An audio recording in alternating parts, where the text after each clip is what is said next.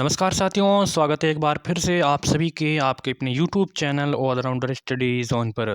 तो साथियों, आज की क्लास रीट लेवल 1 और रीट लेवल 2 एग्ज़ाम के लिए सेक्शन विधियों की क्लास नंबर 2 आपके सामने हाजिर है। जो आपकी सेक्शन विधियाँ आती हैं, हिंदी की आती हैं, गणित की आती हैं और पर्यावरण की आती हैं, उनके लिए एक ऐसी क्लास जिनमें शिक्षण विधियों की हूबहू आपको एग्ज़ाम में क्वेश्चंस देखने को मिलेंगे। तो आशा और उम्मीद है कि आप क्लास को एंड तक देखेंगे। कम से कम 30 मोस्ट इंपोर्टेंट सेक्शन विद के क्वेश्चंस देखेंगे जो आपके लेवल 1 एंड लेवल 2 में आते हैं। तो चलिए क्लास की शुरुआत करते हैं। 3100 क्वेश्चन है कि ये पहली क्लास में हमने 1 से 30 लेके पढ़े थे और अगली क्लास में हम आगे से पढ़ने वाले हैं। ठीक है, इस क्लास में वाइगोत्स्की के विचार पर आधारित कक्षा में खाली जगह पर सबसे अधिक बल दिया जाता है। तो वाइगोत्स्की के अनुसार साथियों, वाइगोत्स्की के अनुसार कक्षा में सबसे अधिक बल दिया जाता है तो किस पर दिया जाता है? तो कविता दोहराने पर दिया जाता है, कहानी सुनने पर दिया जाता है, कार्यपत्रकों पर दिया जाता है, फिर परस्पर अंतःक्रिया करके दिया जाता है। तो बताइए इसका आंसर क्या हो जाएगा? जैसे ही मैं प्रश्न को पढ़ता हूँ, आपको अपना आंसर मेरे साथ से यानी कि मेरे से पहले देना है। ठीक है, तो देखिए वाइगोत्स्की के विचार पर आधारित कक्षा में क्या होता है? अगर आपका चौथा ऑप्शन से यहाँ पे परस्पर अंतःक्रिया पर सबसे अधिक बल दिया है। ठीक है, तो वाइगोत्स्की ने विचारों पर जो आधारित कक्षा में सबसे अधिक बल दिया है तो वो परस्पर अंतःक्रिया करके उन पर ज़्यादा विचार दिया है। ठीक है, अगला क्वेश्चन है साथियों कि हमारी कक्षा में बच्चे भिन्न भिन्न भाषिक पृष्ठभूमि से आते हैं, अतः अब आपको इसमें ऐसे प्रश्न आते हैं तो आपको साथियों सभी हैं ऑप्शन है वो पढ़ने पड़ते हैं। ठीक है, तो हमारी कक्षाओं में बच्चे भिन्न भिन्न भाषिक पृष्ठभूमि से आते हैं, अतः उनकी भाषाओं को भी कक्षा में समान देना अनिवार्य होता है। उनकी भाषाओं को सीखना सभी शिक्षार्थियों के लिए अनिवार्य है। भाषा की पाठ्य पुस्तक में उनकी सभी भाषाओं के शब्द वाक्य होना अनिवार्य हैं या फिर उनकी सभी भाषाओं की जानकारी शिक्षक के लिए अनिवार्य है। तो इसमें से जो राइट ऑप्शन हो जाएगा कौन सा हो जाएगा? तो देखिए यहाँ पे उनकी जो भाषाओं को भी कक्षा में समान देना अनिवार्य है। ऑप्शन आपका पहला हो जाएगा करेक्ट आंसर। अगला क्वेश्चन साथियों कि इनमें से प्राथमिक स्तर पर भाषा आकलन का सबसे सर्वाधिक जो उचित तरीका है वो कौन सा है? प्राथमिक स्तर पर भाषा आकलन का सर्वाधिक उचित तरीका है तो सर्वाधिक उचित तरीका है बच्चों को चित्र वर्णन और प्रश्न पूछने के जो अवसर देने चाहिए। साथियों, प्राथमिक स्तर पर भाषा आकलन यहाँ पे आकलन, ठीक है, आकलन का जो सर्वाधिक उचित तरीका होता है तो सर्वाधिक उचित तरीका होता है कि बच्चों को चित्र वर्णन कराना चाहिए और उनसे प्रश्न पूछने के अवसर देने चाहिए। ठीक है, दूसरा ऑप्शन हो गया आपका सही आंसर। बढ़ते हैं अगले सवाल की ओर। अगला सवाल है कि कौन सा प्रश्न बच्चों की भाषा क्षमता का सही आकलन करेगा? इनमें से कौन सा ऐसा प्रश्न है जो बच्चों की भाषा को क्षमता को बढ़ाने का आकलन सही से आकलन करेगा? तो साथियों यहाँ पे देखिए, यदि तुम आम बेचोगे तो उसके कितने दाम लोगे और क्यों? ठीक है, यही इसका देखिए मैं चाहता हूँ तो सभी ऑप्शंस पढ़ सकता हूँ लेकिन सीधा आंसर बताता हूँ ताकि आप इनका टाइम बच सकती है। ठीक है, तो यदि तुम आम बेचोगे तो उनके कितने दाम लोगे और क्यों? इनसे ही बच्चों की भाषा दक्षता का सही आकलन किया जाएगा। ऑप्शन आपका तीसरा हो जाएगा राइट उत्तर।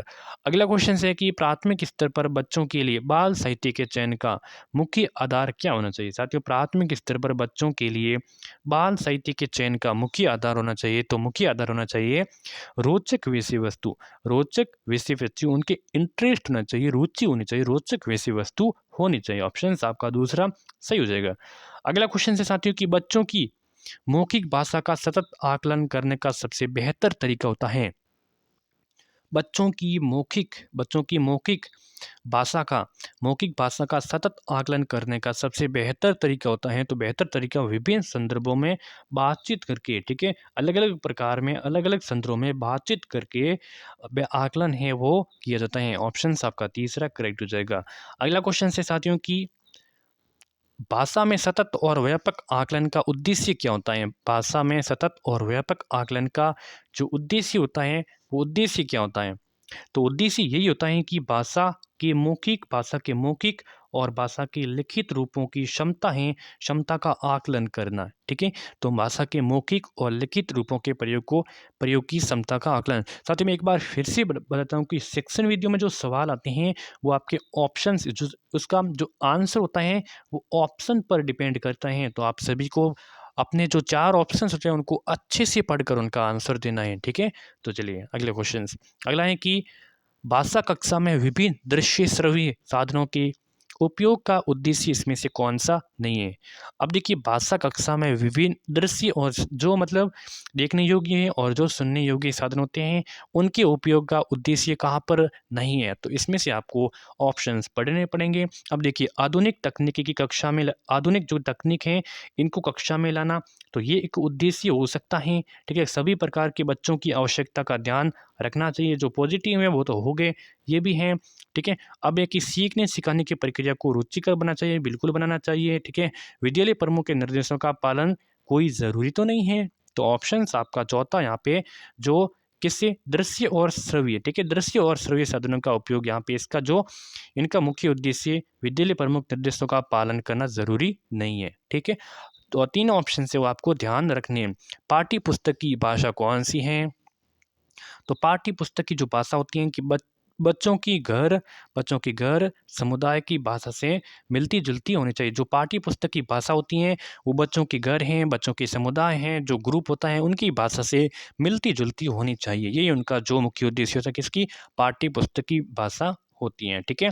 ऐसा नहीं कि उसी में तत्सम प्रधान होना चाहिए, तत्सम यानी कि संस्कृत। अब छोटे बच्चे को संस्कृत के शब्द कहाँ से आएंगे वो तो होगा नहीं, और न ही तद्भव का ज्ञान था उस समय, ठीक है। और अधिक से अधिक कठिन शब्द भी कहाँ से हो उस समय बच्चा वो न पढ़ सकेगा पाठ्य पुस्तक से, ठीक है।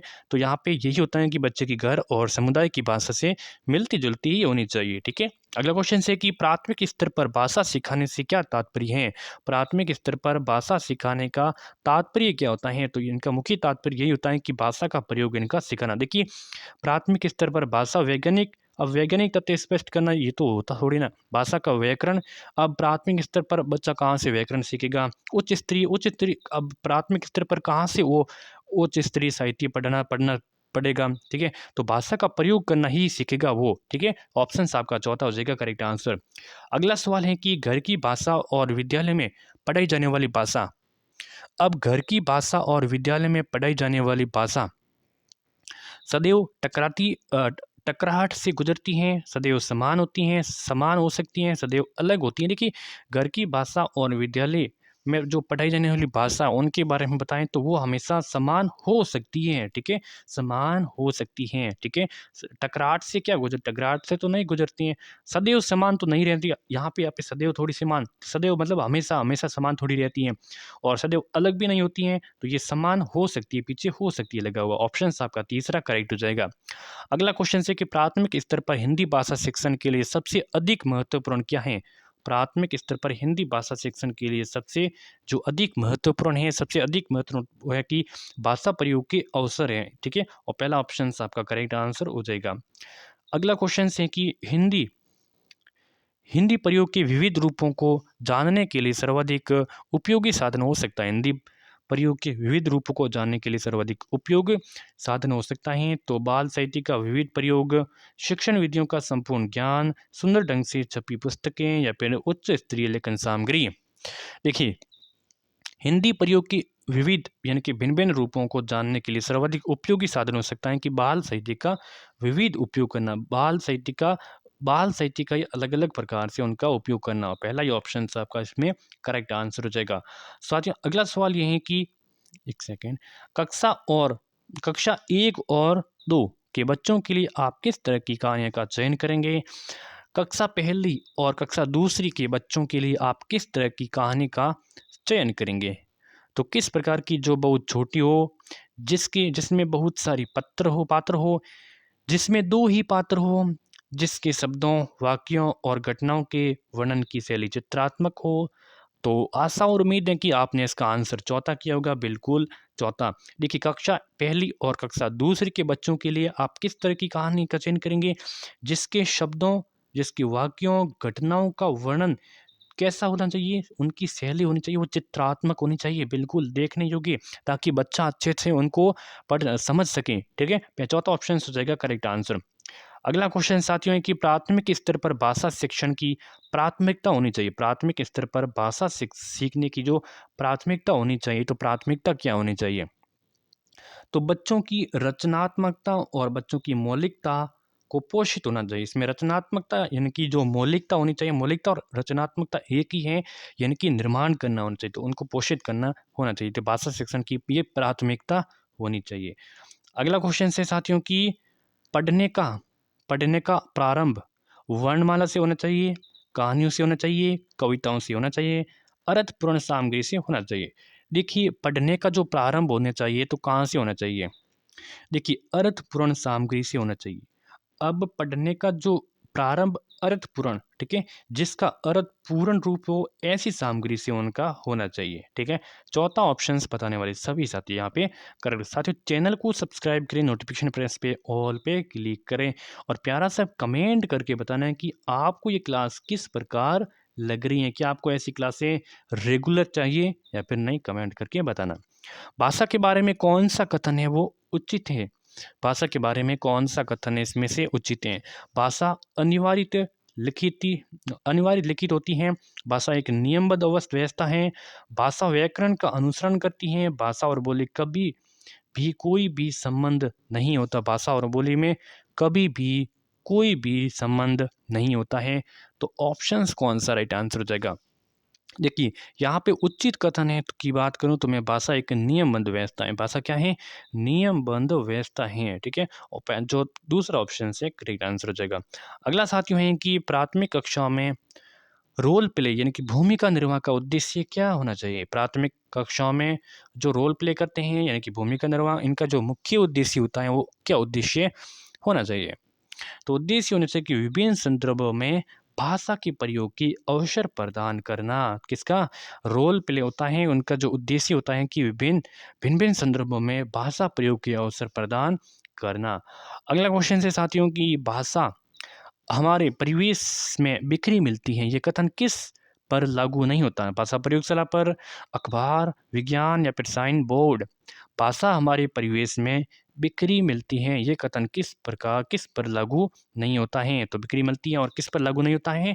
तो ये भाषा प्रयोगशाला पर लागू नहीं होता है, बाकी अखबार पर होता है, साइन बोर्ड पर होता है, विज्ञान पर होता है, लेकिन भाषा प्रयोगशाला में इनका प्रयोग है वो नहीं होता है, इनका कथन। ठीक है, पहला ऑप्शन आपका करेक्ट हो जाएगा। सच अगला सवाल है कि कक्षा में कुछ बच्चे लिखते समय वर्तनी संबंधी त्रुटियां, ठीक है, लिखते समय वर्तनी संबंधी त्रुटियां करते हैं। एक भाषा शिक्षक के रूप में आप उनका क्या करेंगे? तो बहुत इंपॉर्टेंट है, बहुत इंपॉर्टेंट है। देखिए, शब्दों का सही रूप से लिखते हुए बच्चों का दोनों तरह शब्दों का अवलोकन करके अंतर पहचानने का उनको अवसर देंगे। ठीक है, क्या वह शब्दों का सही रूप से लिखते हुए बच्चों को दोनों तरह के शब्दों का अवलोकन करेंगे, उनके अंतर पहचानने का उनको अवसर देंगे। यही ऑप्शन पहला आंसर करेक्ट हो जाएगा। साथियों, अगला क्वेश्चन है कि भाषा सीखने सिखाने का उद्देश्य क्या होना चाहिए? भाषा सीखने और भाषा सिखाने का उद्देश्य क्या होना चाहिए? तो उद्देश्य होना चाहिए कि भाषा सीखने और सिखाने का उद्देश्य की विभिन्न स्थितियों में भाषा का प्रभावी प्रयोग होना चाहिए, वो प्रभावी होना चाहिए।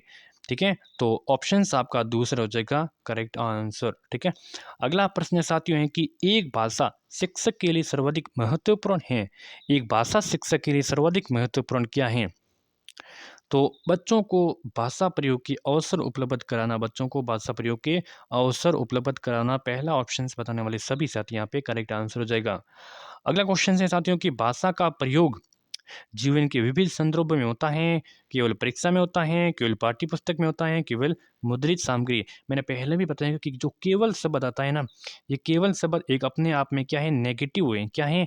नेगेटिव है। तो आपको केवल शब्द आ जाए तो आपको ध्यान रखना है कि वो आंसर आपको नहीं करना है। ठीक है, तो मतलब जैसा आपको प्रश्न आपको पॉजिटिव है, ठीक है, तो ऑप्शंस भी आपको पॉजिटिव देखने हैं। प्रश्न आपका जो नेगेटिव है तो ऑप्शंस भी आपका उस हिसाब से नेगेटिव हो सकता है। तो यहाँ पे भाषा का प्रयोग एक पॉजिटिव के रूप में है, तो भाषा का यहाँ पे ऑप्शंस भी 3 है वो नेगेटिव है यहाँ पे केवल, लेकिन ऑप्शंस पहला हम आंख बंद करके इसको सही कर सकते हैं। जीवन के विभिन्न संदर्भों में इनका प्रयोग होता है। अगला है कि भाषा स्वयं में एक जटिल चुनौती होती है, एक विषय मात्र है, संप्रेषण का एकमात्र साधन है, एक नियमबद्ध व्यवस्था है। तो भाषा स्वयं में क्या है?